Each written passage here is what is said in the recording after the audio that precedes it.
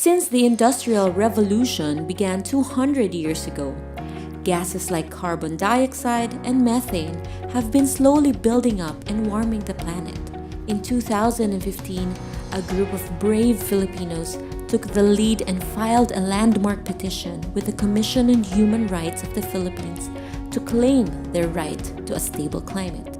47 big companies, including Shell, Exxon, BP, and others are being investigated. They have been invited to face communities, but none of them have showed up so far. We need to hold them accountable because the outcome of this case can spark hope to vulnerable communities everywhere and give them strength to take action. It will not only benefit the Filipino people, but all of us.